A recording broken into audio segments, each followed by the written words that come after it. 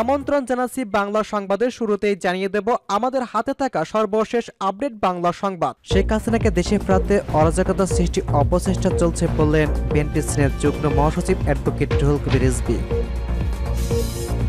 এদিকে ভোটে টেক্কা দিতে চায় জামায়াত।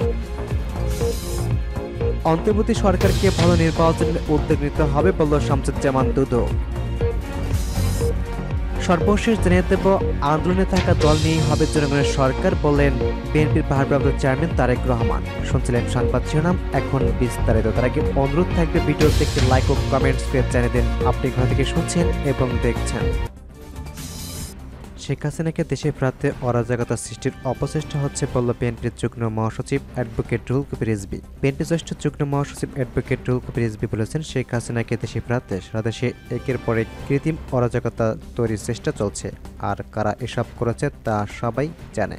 রোববার বিকেলে যশোর জেলার স্বেচ্ছাসেবক দল আয়োজিত এক গণসমাবেশে এসব কথা বলেছেন রিজভী। রুহুল কবির রিজভী বলেছেন, আগস্টে বিপ্লবের পর আওয়ামী লীগের অনেকে নেতাই পালিয়ে গিয়েছেন, আবার অনেকেই ঘাপটি মেরে বসে আছে। তাদের কাছে অনেক কালো টাকা। শেখ হাসিনা ঋণ নিয়ে 18,35,000 কোটি টাকা, 60 থেকে 65,000 কোটি টাকা নামমাত্র উন্নয়ন করেছে। বাকি সিংহভাগ টাকা পাচার করলেও কিছু টাকা দেশে থেকে গেছে। সেই টাকা দিয়ে অরাজকতা সৃষ্টি করা হচ্ছে।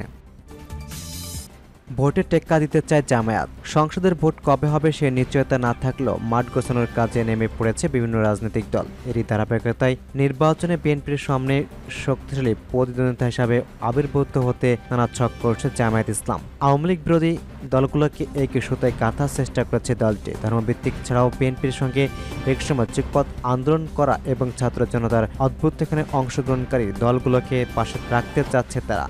এসব দলকে এক প্ল্যাটফর্মে এনে নির্বাচনী জোটের রূপান্তরের পরিকল্পনা জামায়াতের। এর মধ্যে আওয়ামী লীগের বিরুদ্ধে যুগপৎ আন্দোলন করা দলগুলোর সঙ্গে মত বিনিময় সভা করে তাদের কাছে টানছে। ভবিষ্যতে জাতীয় সরকার গঠনের মাধ্যমে ছোট বড় সব দলকে ক্ষমতার অংশীদার করার প্রতিশ্রুতি দিয়েছে দলটি। তবে বিএনপি জাতীয় সরকারের ভাবনায় জামায়াত নেই। উল্টো অভ্যুত্থানে শেখ হাসিনা সরকারের পতনের পর বিএনপি ও জামায়াতের সঙ্গে চির ধরতে শুরু করেছে। এদিকে জামায়াতের সঙ্গে আদর্শিক দূরত্বের কারণে কয়েকটি দলের কিছু নেতার জোট গঠনের আপত্তি আছে। জামায়াত আনুষ্ঠানিক ঘোষণা না দিলেও দলটির নেতা এবং যেসব দলকে জোটে টানার চেষ্টা চলছে সেই সূত্রে এমন তথ্য জানা গেছে। জামায়াত নেতারা সমকালকে জানিয়েছে, আগামী সংসদ নির্বাচনে বিএনপির সঙ্গে জোটেও সম্ভাবনা নেই। ক্ষমতাচ্যুত আওয়ামী লীগ মাঠে না থাকে এবং ভোট পর্যন্ত পরিস্থিতি বদল না হলে নির্বাচন হতে পারে বিএনপি বনাম জামায়াত। তবে বিএনপির বিপক্ষে এককভাবে পেয়ে ওঠা সম্ভব নয়। তাই আওয়ামী লীগ বিরোধী সব দলকে নিয়েই বিএনপির প্রতিদ্বন্দ্বিতা জোট গঠনের চেষ্টা চলছে। ছাত্র জনতার অভ্যুত্থানে নেতৃত্ব দেওয়া বৈষম্য বিরোধী ছাত্র আন্দোলন নেতারাও জাতীয় নাগরিক কমিটির গঠন করেছে, যা পরে রাজনৈতিক দলে রূপান্তরিত হতে পারে বলে গুঞ্জন রয়েছে। সম্ভাব্য এই দলটি নির্বাচনে প্রতিদ্বন্দ্বিতা হয়ে উঠতে না পারলেও ভোটের মাঠে বিএনপির পর জামায়াতের বড় শক্তি হতে পারে। এককভাবে নির্বাচন করে 1991 সালে 12.1 এবং 1996 সালে 8.6% ভোট পেয়েছে জামায়াত। পরে দুই নির্বাচনে বিএনপির সঙ্গে জোট করে অংশ নেয়। আদালতের রায়ের নিবন্ধন হারানোর কারণে 2018 সালের নির্বাচনে বিএনপির প্রার্থী হন জামায়াতের নেতারা। দলটির একজন নায়েবে আমির সমকালকে বলেছেন, বিএনপি এককভাবে নির্বাচন করলে বর্তমান পরিস্থিতিতে 45% বেশির ভোট পাবে না। জামায়াত ভোট 10 থেকে 12% বেশি হবে না। বাকি ভোটও আওয়ামী লীগ এবং অন্যান্য দলের নয়। বিপুল সংখ্যক ভোটের ভাসমান বিএনপি বিরোধী ভোট একদিকে অনাতে বৃহত্তর জোটের বিকল্প নেই।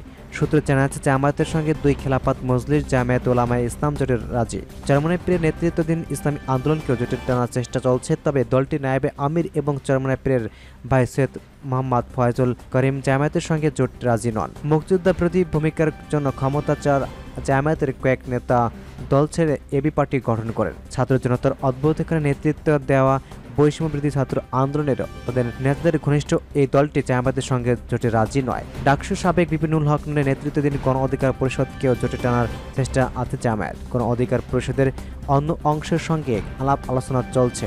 জাতীয়তাবাদী সমমনা এবং বড়দুলা জোটের পক্ষে টানতে চেষ্টা চালাচ্ছে দলটি। খেলাফত মজলিসের যুগ্ম মহাসচিব মাওলানা আতল আমিন বলেছেন, ইসলামীপন্থী দলগুলোর একটি নির্বাচনী সমঝোতা হতে পারে।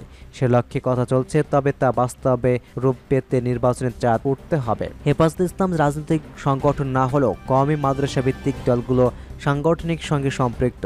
গত 18 আগস্ট জামায়াতের আমির ডক্টর শফিকুর রহমানের সঙ্গে বৈঠকে হেফাজতের যুগ্ম মহাসচিব আজিজুল হক ইসলামী বাদী বলেছেন, হাজারো ঐক্য কোনো কাজে আসবে না যদি না ব্যালটের যুদ্ধ একত্রিত হতে না পারে।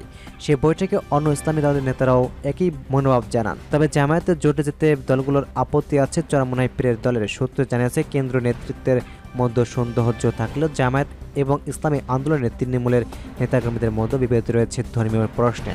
ফলে শেখ হাসিনা পতনের লক্ষ্য কাছাকাছি এলেও দুই দলের নির্বাচনী জোট করা কঠিন। এদিকে ধর্মভিত্তিক দলের নেতারা নাম প্রকাশ না করার শর্তে বলেছে, বিএনপির সঙ্গে জোটের ক্ষেত্রে ধর্ম বাধা না হলে জামায়াতের ক্ষেত্রে তা হবে না। এ কারণে ভাবা হচ্ছে প্রকাশ্যে জোটে না এলেও নির্বাচনী সমাজতা যেন সম্ভব হয়। তবে কবে কিভাবে নির্বাচন হবে এর উপর নির্ভর করবে পরিস্থিতি। ধর্মভিত্তিক নয় এমন ছোটগুলোকে জামায়াতের পক্ষে ধরে রাখা অসম্ভব হবে বলে মনে করছে এবি পার্টির জ্যেষ্ঠ এক নেতা। তিনি বলেছেন, জামায়াতের ক্ষমতা যেতে পারবে না। বিএনপি যখন ডাকবে তখন জাতীয়বাদী সহমন্দনা 12 দলের জোট বা গণতন্ত্র মঞ্চ কেউই তা অপেক্ষা করে জামায়াতের সঙ্গে থাকবে না। যারা বিএনপি ডাক পাবে না তারাই হয়তো জামায়াতে জোটে যেতে পারে। প্রায় 25 বছরের মিত্রতা থাকলেও ছাত্র জনতার অভ্যুত্থানে শেখ হাসিনা পতনের পর বিএনপি জামায়াতের বিরোধ বাড়ছে। দল দুটির নেতারা একে অপরকে কটাক্ষ করেছে। বিএনপি দ্রুততম সময়ের নির্বাচন চাইলেও জামায়াতে ডক্টর মোহাম্মদ ইউনূসের নেতৃত্বাধীন সরকারকে চাপ না দেওয়ার কথা বলেছেন। গত রোববার বিএনপির মহাসচিব মির্জা ফখরুল ইসলাম আলমগীর সংবাদ সম্মেলনে বলেছেন, অভ্যুত্থানে দলটির 422 জন নেতাকর্মী জীবন দিয়েছে। পরেই তিনি জামায়াতের আমির জবাব আসে, শহীদরা কোনো দলের নয়, দেশের সম্পদ। এর আগে বিএনপির ভারপ্রাপ্ত চেয়ারম্যান তারেক রহমান জামায়াতকে ইঙ্গিত করে বলেছেন, কিছু রাজনৈতিক দল পাশের দেশের ফাঁদে পা দিয়ে কিছুদিন ধরে উল্টোপাল্টা বকছে।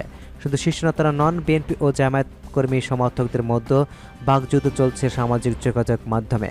তবে দুই দলের কয়েক নেতাই মূল্যায়ন মাঠে আওয়ামী লীগ না থাকায় গণতন্ত্রের স্বার্থে বিএনপি এবং জামায়াতের মধ্যে প্রতিযোগিতা থাকা জরুরি। নয়তো জাতীয় পার্টি যেভাবে আওয়ামী লীগের গৃহপালিত বিরোধী দলের পরিণত হয়েছিল সেই অবস্থায় উদ্বৃত্ত হতে পারে।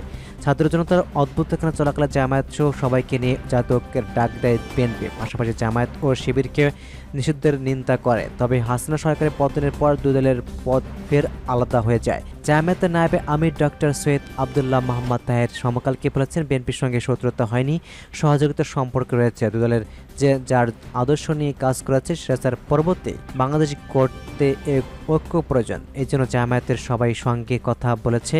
জোট হবে কিনা তা নির্বাচনের সময় বলা যাবে।